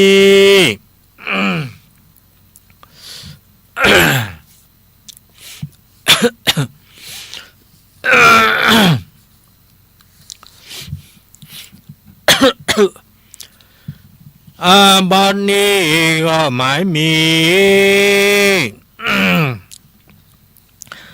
ศรัทธาธรรมะเป็นธรรมะผูกที่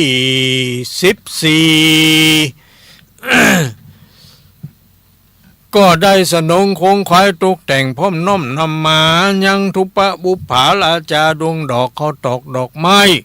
และปูจาลดสธรรมเทศนาชื่อว่าแปะคำมาผูกที่14ได้น้อมนำมายังขี้ละปัจจัยใต้ประตูตันต่างหลายมนต์ผุงนี้เพื่อจักมาถวายเป็นทานเมื่อได้หือทานแล้วก็จักเอาไว้สวยไปนาแม้นว่ากรรมกรรมผาธนา แห่งแม่มีด้วยประกันสันได้ด่านก็ดีก็ขอให้สมดังมโนไม่ไฟอ่างจะได้หลงคองข้างสักเยี่ยงสักประการกุศลผลบุญทานอย่างนี้แม่นว่าจะอุสะส่วนบุญกุศลไปหายังมเหสีขาเทวบุตรเทวดาเจ้าต่างหลายอันหมายมีลูกขเทวดาปปตาเทวดากาสเทวดาโสกามาวจระเทวดาอินตาพรหมยมมาราชนางนาถไทยทรดี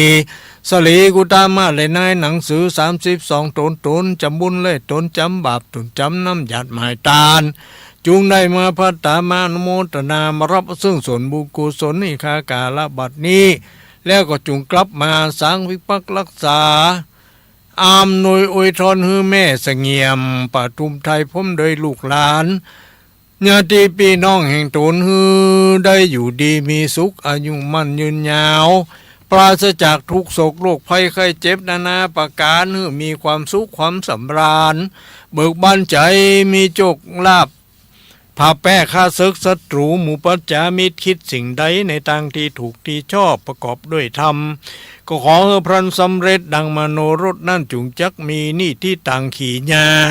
สังวันนาวิเศษจาห้องเหตุสุวรรณะแปะคำผูกท่วน14หากถึงที่เศร้าซาจึงขอวางลาเต้าอีเต้านี้ก็บังโกมสมเรศเดชแล้วเต้านี้ก่อนแลจบลงไปแล้วทำแปะคำผูกที่14ยังแหมผูกที่15ของแม่เสงี่ยมเนาะก็ฟังในวันพัดต่อไปต่อไปเอาปอนเดอร์ ยะถาวาลิวหาปุราปริปุเรนติสาครังเอวะเมวะอิโตตินังเปตานังอุปกปติอิจิตังปฏิตังตุมหังคิปเมวะสมิสตุสเปปุเรนตุสังกปะจันโทปนารโสยะถามณิ โจติละโสยถา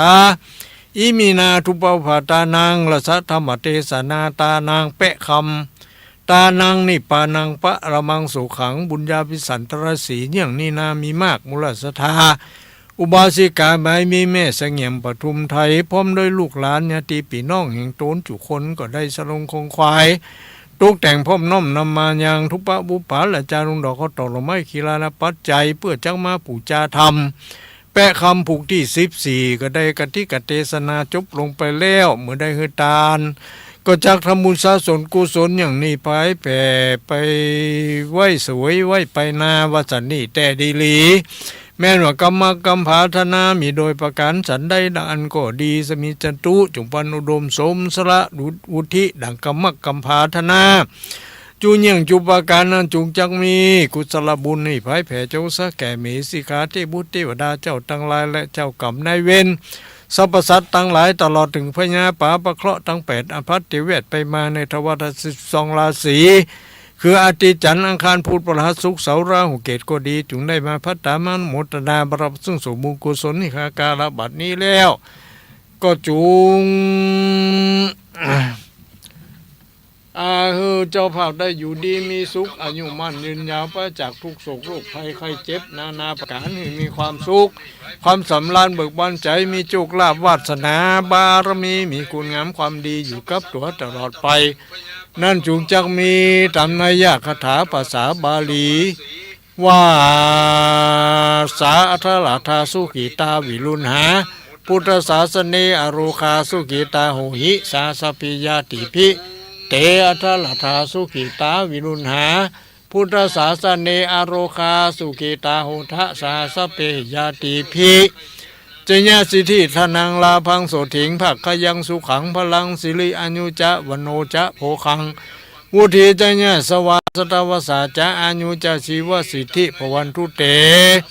สพีติโยวิวัจันตุสภะโลโกวินัสตุมาเตภวัตวันตารายโยสุขีติคายุโกภวะอภิวาตานาสีริสานิจังวุธาปจายโนจัตตารโอธรรมาวัฏันติอายุวันโนสุขังพะลังสาธุสาธุสาธุจบลงไปแล้วทำแปะคำผูกที่14เจ้าภาพก็คือแม่เสงี่ยมปทุมไทยพร้อมได้ลูกหลานเนาะญาติพี่น้องยังแหมผูกของแม่ก็จะเทศในวันพัดหน้าที่30กันเนาะ ใจความของแปะคำผูกที่14นี่ก็คือพญาพันธุตินกรปาลิปนโยธาทั้งหลายไปแวดเมืองไปฮบพี่น้องเมือง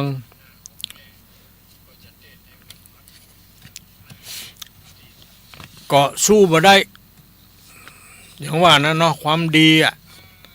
ความบดีมันสู้ความดีบ่ได้เนาะเอาลิปนโยธาไปล้มไปตายจะนักก็เลยปากันปิกออกมาไปตั้งหลักแถมใหม่ว่าอย่างนั้น วันดีคืนดีนัดแน่กันแถมไม่ก็อย่างว่านั่นแหละมันเสืออยู่ดงดานเนาะซึ่งก็เป็นนั้นมาช่วยพระโพธิสัตว์มาคบคนของพญาพันธุมตินครเนาะ มึงจำป่าอย่างนั้น ล้มหายตายจากแขนปุดคอขาด บางคนก็ถูกเสือคบตายนี่อย่างนี้นี่พูดเรียกว่าธรรมมันสู้ธรรมบ่ได้ธรรมมันสู้ธรรมบ่ได้ เรียกว่าความชั่วมันสู้ความดีบ่ได้เนาะอกุศลมันสู้กุศลบ่ได้นะสู้ความดีบ่ได้สู้บุญบ่ได้เนาะเพราะฉะนั้นศรัทธาญาติโยมทั้งหลายเขาก็ต้องทำบุญทำความดีไว้มากๆนักๆเพื่อเป็นปารมีสะสมไว้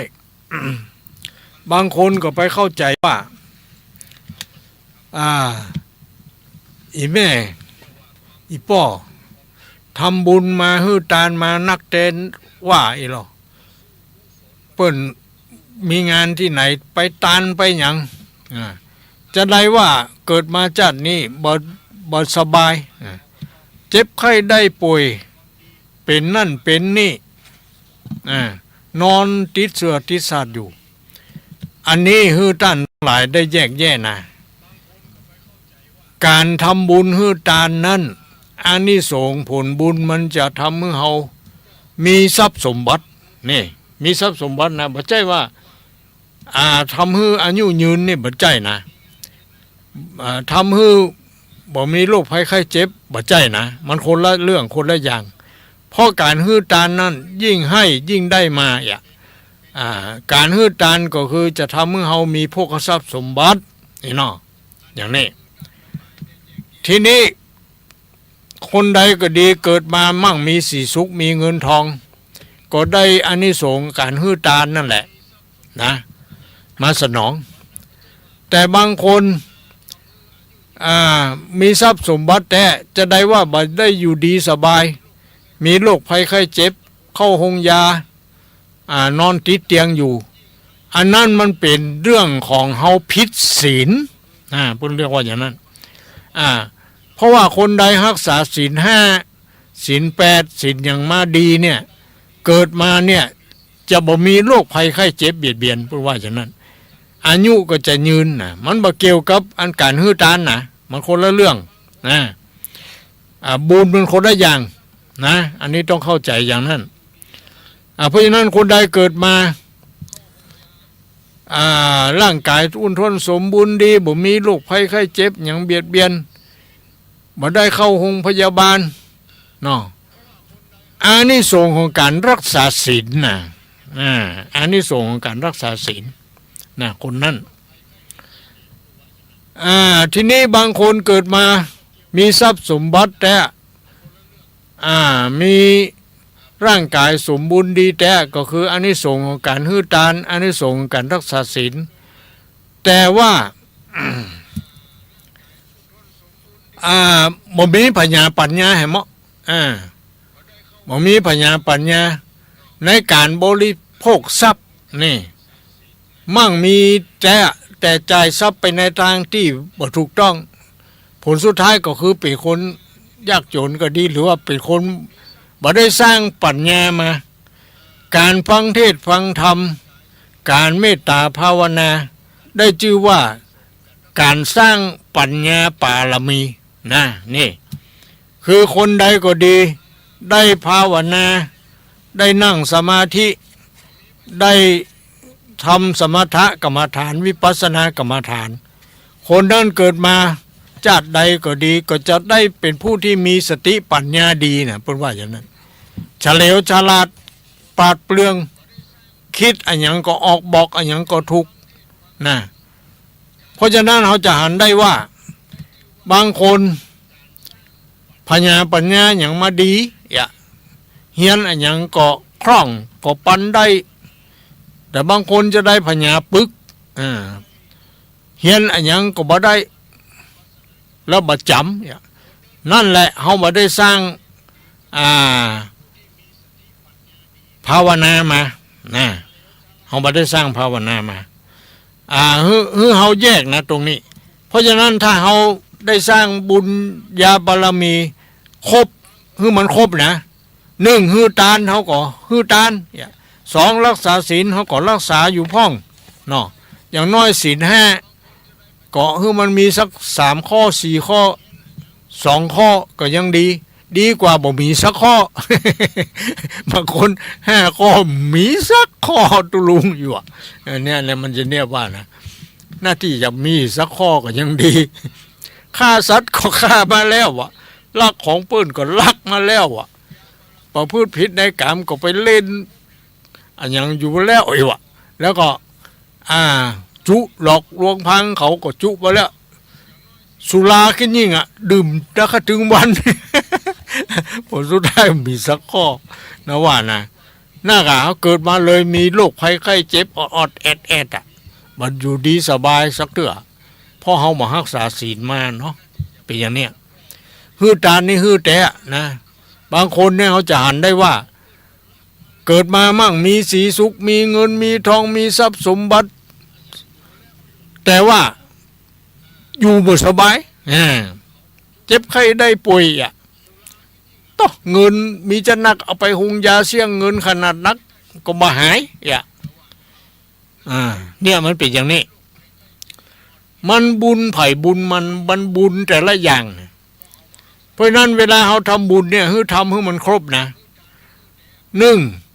ถ้าเราอยากจะมั่งมีสีสุขมีเงินมีทองมีทรัพย์สมบัติอะไรอย่างก็ฮื้อตาลนะฮื้อตาลไปตาลเท่าใดก็ได้ตาลฮื้อไปเพื่อสร้างบารมีสร้างคุณความดีไว้ด้วยการฮื้อตาลจะไปคิจิอย่างทำบุญทำอย่างนี้สองก็ถ้าไผอยากร่างกายรุ่นทนสมบูรณ์มีโรคภัยไข้เจ็บอะไรอย่างมาได้เข้าโรงพยาบาลมาได้กินยุกกินยาอย่างก็รักษาศีลเนาะรักษาศีลสามถ้าไผอยากมีสติปัญญาเฉลียวฉลาดปราดเปรื่องคิดอะไรอย่างได้เวยได้เร็วก็คือภาวนาคือเจริญภาวนาฟังเทศน์พระธรรมเนี่ยเนาะเรียกว่าสร้างปัญญานี่นะนี่แหละญาติโยมหลายเนาะเอาละต่อไปเขาก็จะเปิดโอกาสให้ญาติโยมที่รับฟังรายการประทีปธรรมจากตุลุงวัดทางต่ำในคืนวันนี้จะอยู่แห่งหนตำบลใดใกล้ไก่อย่างใดก็รายงานผลการรับฟังมาได้เนอะต่อไปนี้สายที่หนึ่งยังก็เข้ามาได้เลยเนาะตอนนี้ตุลุงก็จะรับสายละยังเวลาแถมอยู่20 นาทีได้หลายสายอยู่เนาะใครจะเป็นสายแรก ก็เข้ามาได้เลย0819934074เนี่ย0819934074ไผจดบัดได้บัดตันก็จดไว้เหีย0819934074สายหนึ่งมาแล้วเจริญปอนแม่อุยอินเสมิงมาแล้วเป็นสายแรกฟังแม่วางเรดิโอชัดเจนดีเนาะ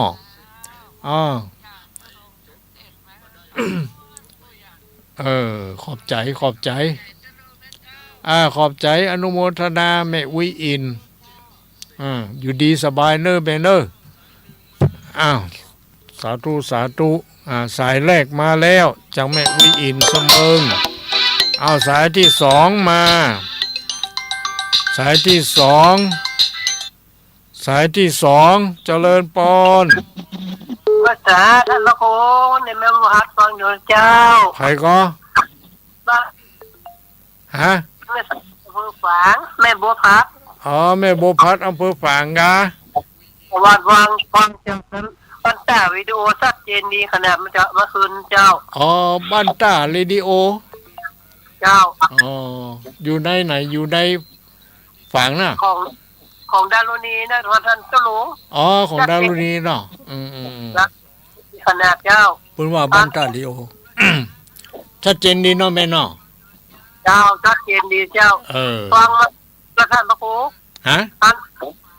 ท่านเจ้าแล้วเจ้าฟังแต่ต้นแหละ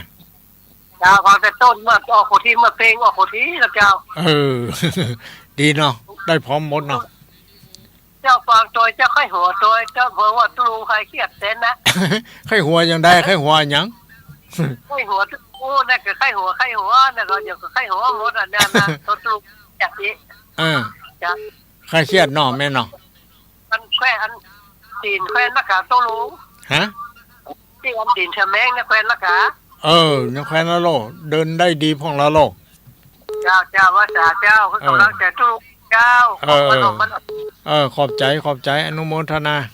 สาธุสาธุเนาะแม่เนาะ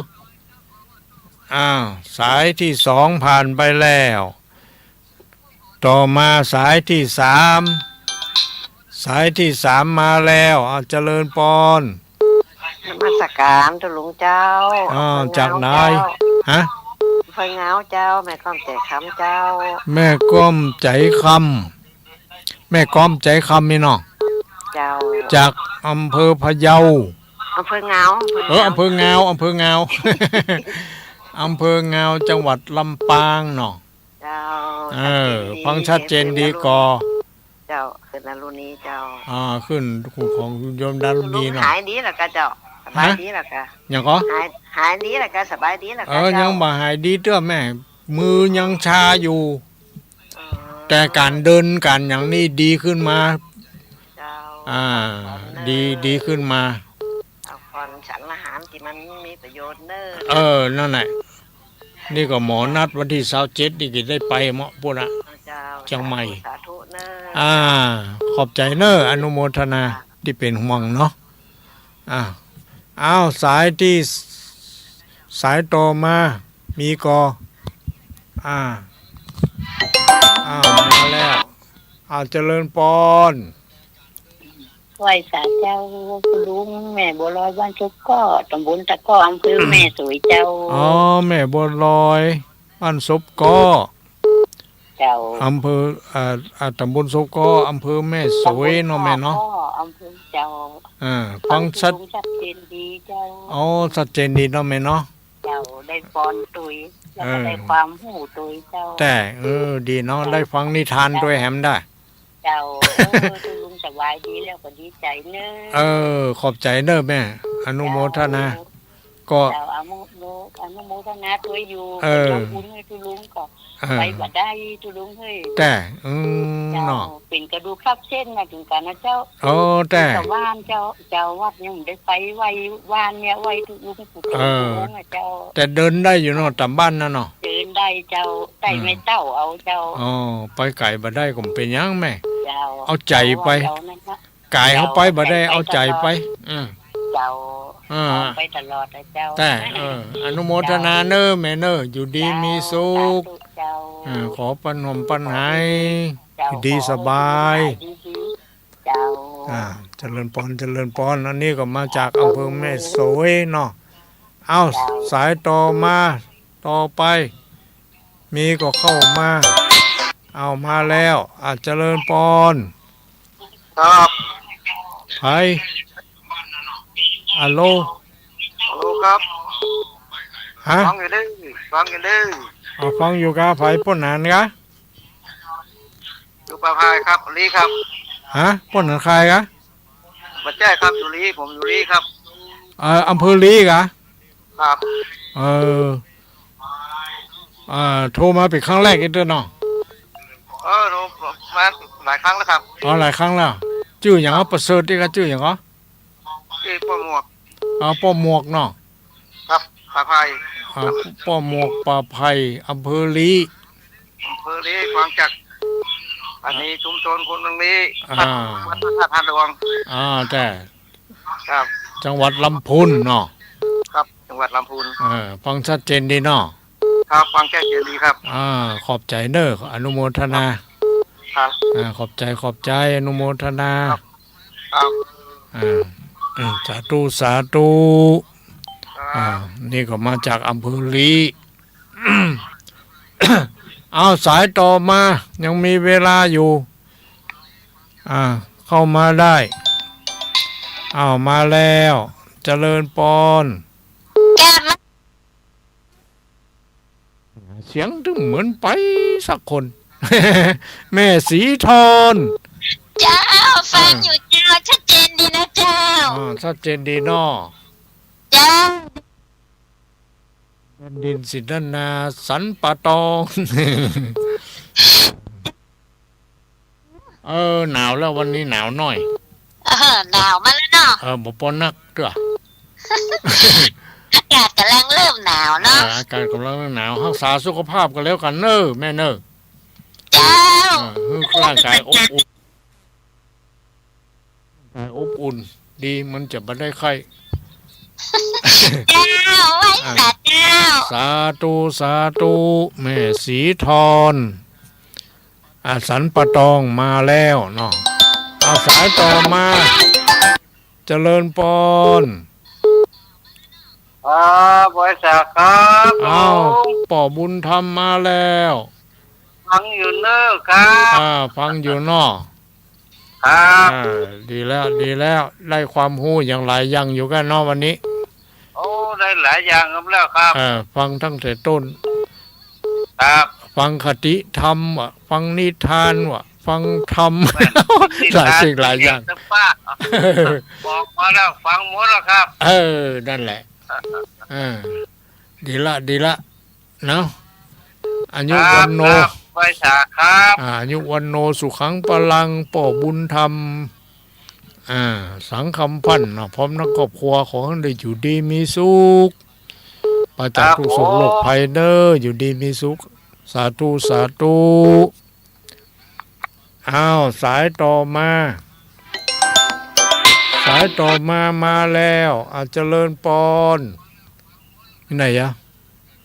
เจริญปอน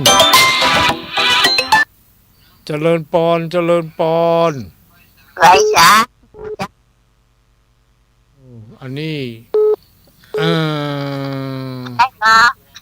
ฮะ จำได้ก็ นั่นแน่ ขี้ลืมนะ ไม่เลือนเส้นต่อว่าเหนือฟังเจ้า ไม่เลือนแสนต่อ เจ้า บังเหนือลำปางเจ้า โทรมาแล้วเนาะเราฟังอยู่ชัดเจนดีเนาะ เจ้า ฟังตั้งแต่ต้นก็ ฟังตั้งแต่ต้นมาแล้ว นึกว่าฟังกึ่งกลางข้างมะอีก ตั้งแต่ต้นมาละ ดีละขอบใจเนอะอนุโมทนา มันจะมาฆ่าเป็นนะ น่ากะ พี่อัดนี่เนาะ เสียมัน คนมีบุญบุญกรรมบุญจูน่ากะ ปั๊บจะได้บุญบ่ นั่นแหละคนบ่มีบุญนี่อย่างว่านะ เจ้า ต้องมีอย่างมาช่วยอนุโมทนาสาธุไม่เรือนแสนต่อวังเหนือ ไข่ขาขายดีแล้วจ้ะ ยังมาหายดีด้วยแม่ แต่ว่ามันเดินได้อย่างได้คล่องละเดินได้ดีละ ดีละ แต่มันยังอยู่ที่อันชานิ้วมือเนี่ยมาหายเจ้ากำลัง ชากับน้ำมือไง มือชา หัว น่ะมันกินน้ำอุ่นน้ำฮ้อนนั่นน่ะข้าวหันตลอด นั่นน่ะ เพื่อนจะได้กินน้ำเย็นด้วยแบบ อ กินน้ำหันน้ำตักแทงข้อแห้ง อนุโมทนาเนอะสาธุรักษาสุขภาพดีๆสายต่อมา ยังมีเวลาอยู่เข้ามาใหม่เจริญปอน พระเจ้าตุลุง จังนาย แม่บุญนักแก่เจ้า แม่บุญน แม่บุญนัก ำแม่บุญนัด เจ้า วัด วุฒิเดชบรรณาแก่เจ้า วุฒิเดชบ้านนาแจ้ จังหวัดลำปาง บ้านนาแจ้นี่มันอำเภออย่าง อำเภอแม่เมาะจังหวัดลำปาง อำเภอแม่เมาะจังหวัดลำปางฟังชัดเจนดีก็ ชัดเจนดีฟังตั้งแต่แรกนะตุลุง ฟังตั้งแต่แรกเนาะ ฟังตลอดฟังตุลุงสอนกระตากัน เครียดเนาะแม่เนาะ เจ้า ฟังกันนักกันหลายอยู่เนาะแม่เนาะกำลังใจสู้ลุงไว้สาเนอจ้าสาธุสาธุจ้าอนุโมทนาสาธุสาธุสาธุให้กำลังใจอันนี้ก็จากลำปางมาใจใกล้ๆเนาะก็สายต่อมาเข้ามาใหม่ยังรับไปยังเจริญปอนสถานเจ้าคุณเจริญปอนไผ่จ้าอยู่ตองอินทวันวัดถึงตีสี่ไปเรียนที่ร้านพุทธคำใต้ตัวไข่ยาวเจ้าดอกคำใต้ยังชื่อยังก็บัวตองอินทวันเจ้าแม่บัวตองอินสุวรรณเจ้าอำเภอดอกคำใต้เนาะจังหวัดพะเยาฟังชัดเจนดีก็เจ้าฟังชัดเจนดีเจ้าฟังสถานีคนรักพะเยาเจ้าฟังสถานีคนรักพะเยาเนาะดีละเปิ้นก็สัญญาณไปให้แม่ได้ยินได้ฟังเนาะแม่เนาะเจ้าขอบใจขอบคุณเจ้าของสถานีทุกสถานีโดยเนาะดีละเราฟังได้คติสอนใจอย่างหลายอย่างวันนี้แก้ง่อมแก้งานแก้เครียดจะฟังตลอดเจ้าฟังตลอดแหละเจ้าแต่ฟังกันนักกันหลายอยู่เนาะบางคนเพิ่งนักดีเจ้าบ้านเจ้านี่ฟังก็เลยบ้านเจ้านี่คนเฒ่าฟังก็เลยเจ้าคนเฒ่าคนแก่เพิ่นฟังกันนักเนาะเจ้าก็บ่ถึง60ความเสียบางทีเพิ่นก็โทรบ่เป็นบ่จ้างตาบ่ค่อยดีเนาะมันหลายอย่างนี่คือ10กว่าครั้งแล้วนี่ก็จะติดนี่แต่แม่เป็นตัวแทนก็แล้วกันเนาะแม่เป็นตัวแทนเพิ่นขอบใจแม่อยู่ดีมีสุขอายุมั่นขวัญยืนปราศจากทุกโศกโรคภัยไข้เจ็บนานาประการสาธุสาธุสาธุเจ้าได้แถม1สาย2สายมาละเจริญปอนกะไว้สาเจ้าจากไหนจ้าตายแม่โจ้เจ้าสันทรายแม่โจ้หลังลงพักแม่โจ้หลังลงพักแม่โจ้กะเจ้าแม่โจ้อำเภอบางจากวัดไผ่หินวัดไผ่หินเนาะชัดเจนดีเนาะแม่เนาะแม่สีพันเจ้าแม่สีพันอยู่หลังแม่โจ้วัดเจดีย์กะเจ้ามีความสุขใจสบายใจดีนะท่านแต่ฟังธรรมะว่ามันอย่างตึงบัดเต้านะน่ะกะมันคลายเครียดดีตัวแม่เจ็บคอก็หายมันแต่โซนหายสักดีละเนาะต้องไปสนใจมันสนเขาไม่ต้องไปสนใจอย่างมันถ้าเอาใจไปอยู่กับมันท่านะมันถึงมาหายมันถึงเงียบอยู่ฮะนะต้องฟังดีกว่าน่ากะมีความสุขมันเป็นธรรมดาเนาะอายุวันโนสุขังบาลังเนอแม่เนอหมดเวลาแล้วเนาะขอขอบใจอนุโมทนาทุกคนทุกท่านเนอที่ได้โทรแจ้งผลกันรับฟังมาเนาะแล้วก็ขอขอบใจอนุโมทนาเจ้าของสถานีทุกสถานีเนาะในเครือข่ายคลื่นสีขาวเพื่อเจ้าประชาเนาะที่ได้ก็สัญญาณมาแก่ญาติโยมทั้งหลายได้ยินได้ฟังกันก็ขอให้ทุกคนทุกท่านอยู่ดีมีสุขอายุมั่นขวัญยืนปราศจากทุกโศกโรคภัยไข้เจ็บนานาประการ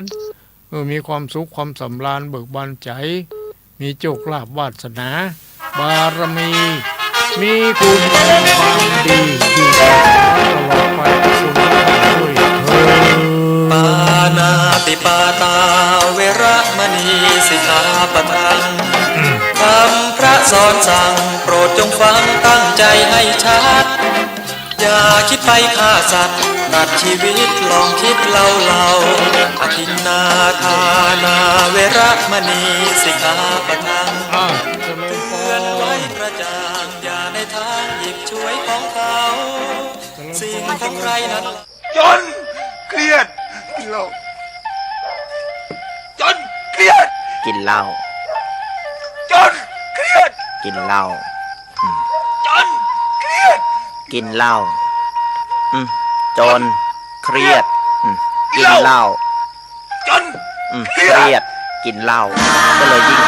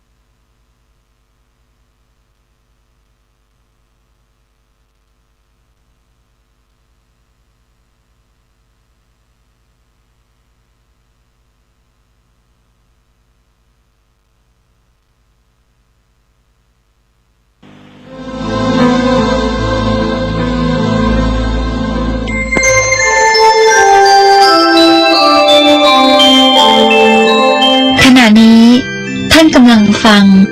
สถานีวิทยุกระจายเสียง FM 104.5 เมกะเฮิรตซ์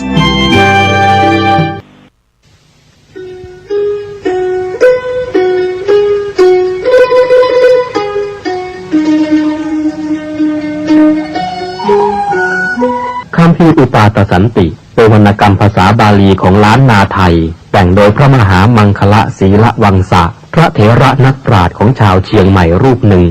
ในสมัยของพระเจ้าสิริธรรมจักรวรรดิลกราชาธิราชหรือพระเจ้าติโลกราชรัชกาลที่11แห่งราชวงศ์มังรายเป็นพระคาถาล้วนจำนวน271คาถาคัมภีร์นี้เป็นที่รู้จักกันแพร่หลายในหมู่ชนชาวล้านนามาแต่โบราณกาลทั้งพระสงฆ์สามเณรและชาวบ้านพากันสวดและฟังอุปาทสันติเพื่อกลับความร้ายให้กลายเป็นความดีมีคำเล่าว่าสมัยที่ท่านแต่งอุปาทสันตินั้นที่เชียงใหม่มีโจรผู้ร้ายและคนอันธพาลชุกชุมผิดปกติมีเหตุร้ายและสิ่งกระทบกระเทือนอยู่เสมอพระมหาเถระศรีละวังสะจึงให้พระสงฆ์สามเณรและประชาชนพากันสวดและฟังอุปาทสันติเพื่อสงบเหตุร้ายทั้งมวลที่เกิดขึ้นในเมืองคณะสงฆ์วัดราชภาบิการามกรุงเทพมหานครได้นำบทสวดอุปาทสันติคาถาสวดถวายแด่พระบาทสมเด็จพระเจ้าอยู่หัวภูมิพลอดุลยเดชมหาราชเนื่องในวโรกาสฉลองกาญจนาภิเษกเป็นครั้งแรกณเสนาสนะป่าสิริวัฒนวิสุทธิ์อำเภอท่าตะโกจังหวัดนครสวรรค์จึงขอเชิญชวนพุทธศาสนิกชนคนไทยทุกท่านได้ร่วมกันสวดพระคาถานี้ถวายเป็นราชสักการะบูชาแด่พระบาทสมเด็จพระเจ้าอยู่หัวในวโรกาสอันเป็นมหามงคลครั้งนี้และเพื่อยังความสุขสงบอันยิ่งใหญ่ให้แก่แผ่นดินเพื่อความสงบระงับจากภัยพิบัติทั้งปวงและเพื่อความเป็นสิริมงคลแก่ตนเองครอบครัวหมู่คณะชาวไทยและชาวโลกทั้งมวลสรัจฉังสะเส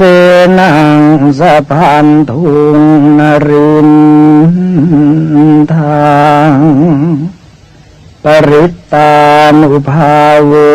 สทารักขตุติภริตวานเมตตังสเมตตังปะทานตาอคิตจิตตังปริตตังพนันตุสักเขกาเมจรูเปคิริสิขารตเตจันตลิเควิมาเนทีเปรัตเทจะคาเมตรุวนาคาเนเคหวัตทุมให้เขตเตภูมิมาจายันตุเทวาชลาทลาวิสเมยัคขกันทัตพนาคาติทันตาสันติเกยังมุนิวรวจนังสานทโวเมสุนันตุธรรมะสวนกาโลยัมปะทันตาธรรมะสวนกาโลยัมปะทันตาธรรมะสวนกาโลยัมปะทัน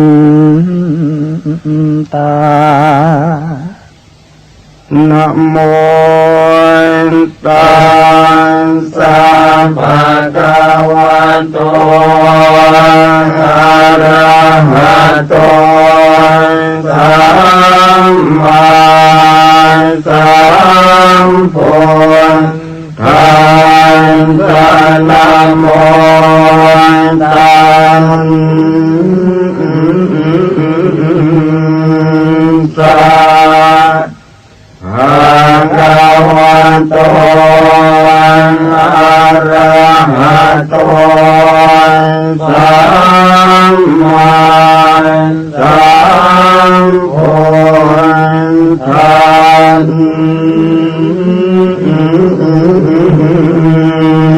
สะนะโมตัสสะภะคะวะโต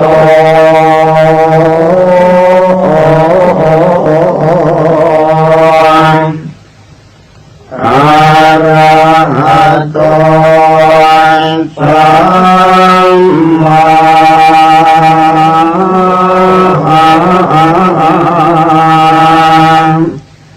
สัมพุทธัส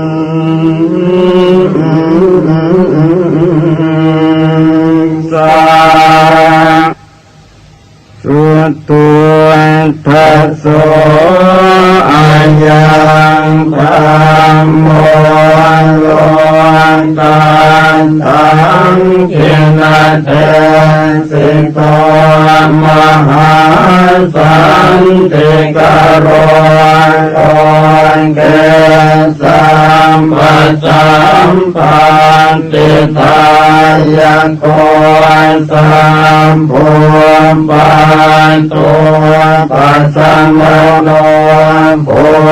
ตยังคณิวารโนอาการมันจุสมโนโสกโรกวินาสโนปราจังกัปมันตโนรัญโยวิจัยวันตโนสัมปันนิทหโรสันโตธรรมังวันกามิปุตตะโตวันตุตยันสยโยยันตสังวันเนติ